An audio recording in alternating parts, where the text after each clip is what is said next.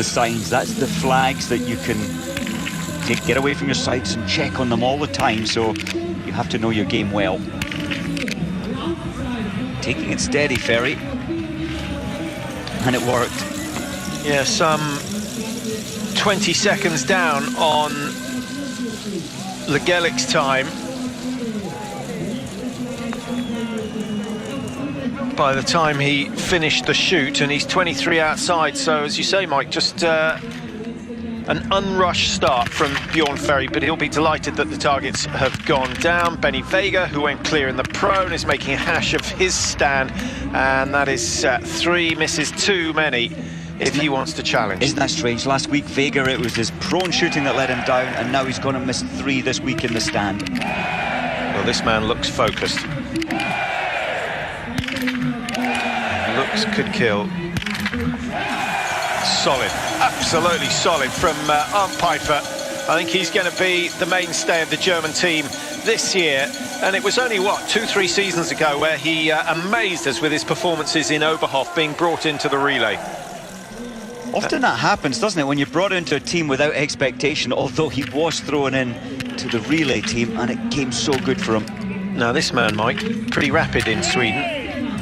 Incredibly, the fastest on-track ski time. You get the range time included. He wasn't the fastest overall, but actual ski track time, he was the fastest in the same case. Still a couple of seconds down on Legelic's time coming out of the map, but still an impressive start from Rostoguyevs as we watch Benedikt Doll, 21-year-old German, just leaving the range. This is Semenov. Good solid prone shoot and the perfect standing shoot. What a day for him. And the Ukrainians starting to make a mark. Just what we needed. Now, 19:08 is going to be absolutely thrashed by Semenov. He's going to be well within a minute inside the leading time. And that will certainly give him a good start for the pursuit. Just over 18 minutes. 3.3 Ks to go for Semenov. Christiansen, another man off the Norwegian conveyor belt of brilliant biathletes. You're absolutely right. Only 20-year-old. He's got 6 bronze medals, 3 silver and 3 gold at Junior World Championships. They make them great young. Oh, that was special. A little off the pace, though, when you compare his time to Legelic. Yeah, 21 seconds or so, the margin as he left the mat. He might have picked up, because that's good drills coming off the mat. 19.2 for Christiansen. Encouraging start for him.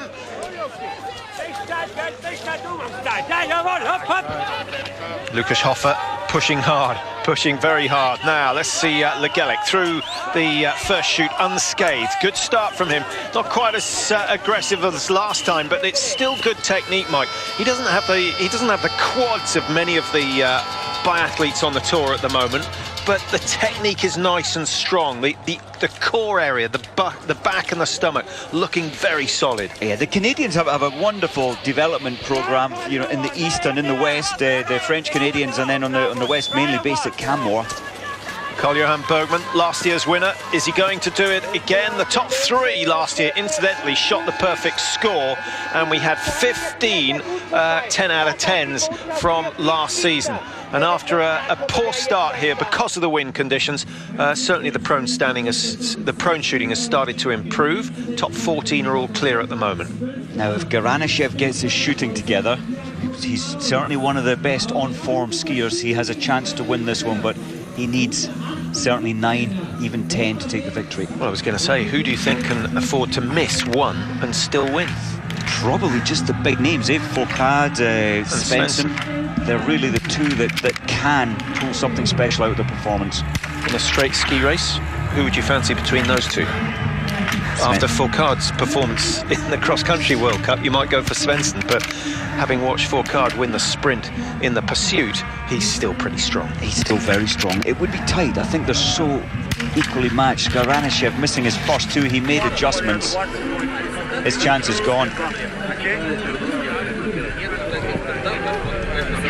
That's depressing, isn't it? All this way, to miss a couple of targets, you know your day is done. Not only have you ruined your Friday, you've ruined your Saturday as well because of the starting position you're going to get in the pursuit. Well, the coach Lukukov for the Russians, they must have realised Garanyshev was one of their favourites for a podium today.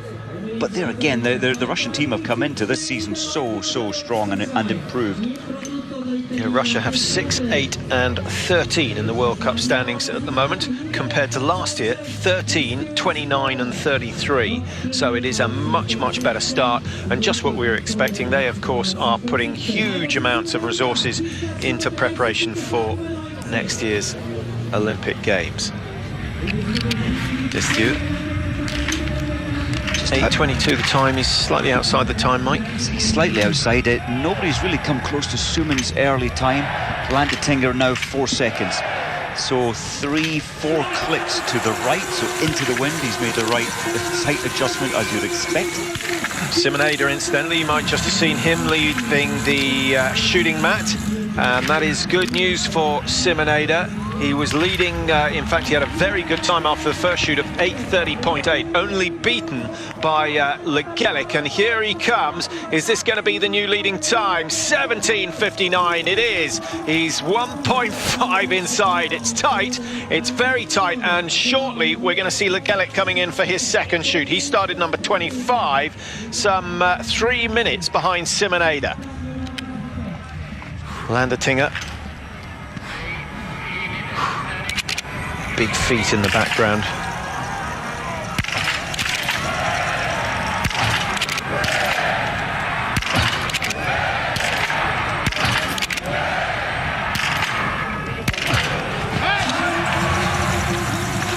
That's the way to do it, and to set the second fastest time, he was only 4 seconds off Suman. This surely has to be a new lead time.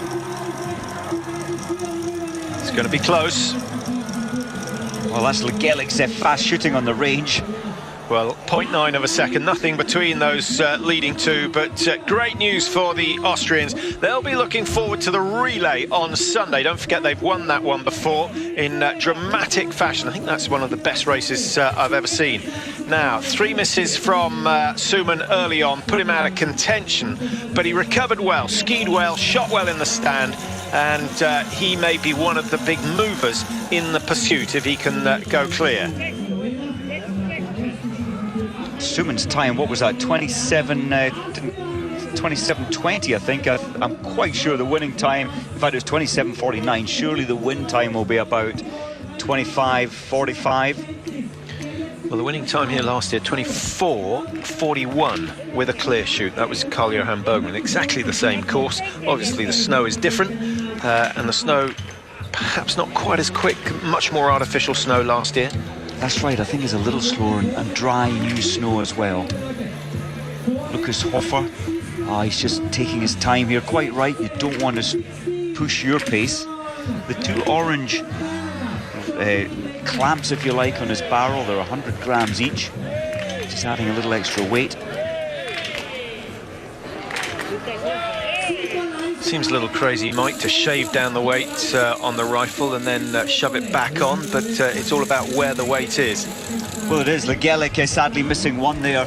That's right, the rifles can be dangerously light. I say dangerously because you just cannot keep them steady when the heartbeat is going through the rifle. 17:59 from Simonada is still under threat from Legelic because he's on to the penalty loop. That will take him some 21-22 seconds as we watch last year's winner. We'll try and spot Legelic's time as he comes off the penalty.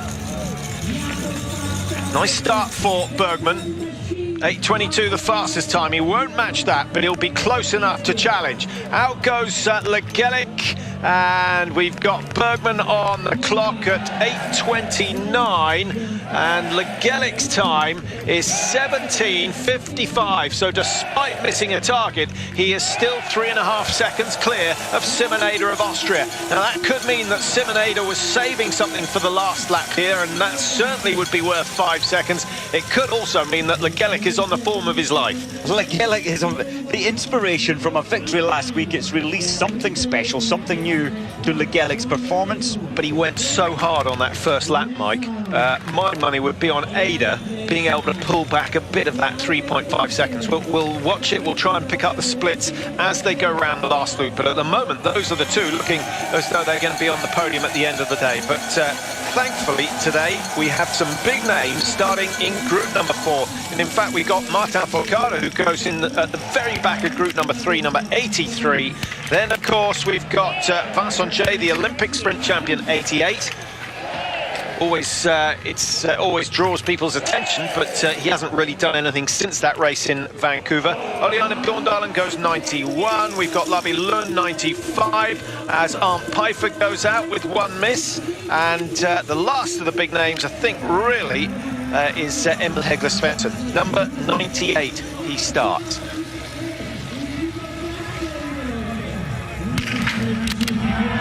Ustigoff just not putting himself under any risk, not chancing shooting fast. He's being very deliberate. And it works. It's a controlled shoot, and he is, well, he's only 2 seconds behind the time set by Legelic after his prone shoot. So it's going to be very competitive. 1.3 outside the leading time. Good work from Ustigoff. Ustigoff was 4th fastest skier in this race last weekend, so he is a man on form. Dmitry Malishko is the fastest skier on the track so far, who started number 47, and his split time into the first shoot, very, very good indeed. Christiansen, clear in the prone, 17.55, the time he's after.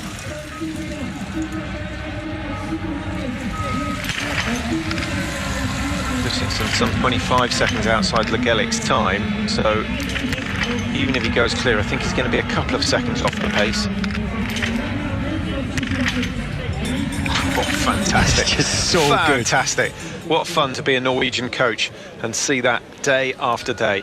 And I think Christiansen too, he's competed in 5 junior world championships, and that gives you this feel, the big day feel, so experienced by the age of 20. 5.6 seconds, Mike, again. It's a question of how much he's saved for the last 3.3 kilometres.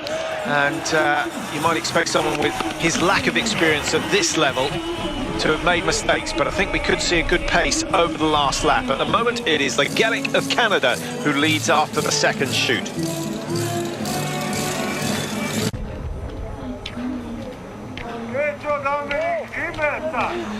Landertinger through the 5.5 kilometre stage. He's only done 1 shoot, but still he has the fastest time, and that's a very impressive start from Landertinger. We can tell you that Legelic of Canada is still keeping the pace going on the second lap, and he's got a lead now of 5 seconds over Simon Ada. And they are both being chased by Christiansen of Norway. Christiansen, though, looking a little bit fatigued in the early part of his final lap. Beatrix of France, that's a nice start from him. 8.08, this is quick, Mike. And Pinter's time of 8.21 could well be matched here. Well, Beatrix, he went all the way to the right-hand side of the shooting range, therefore getting out quick, and he's picked up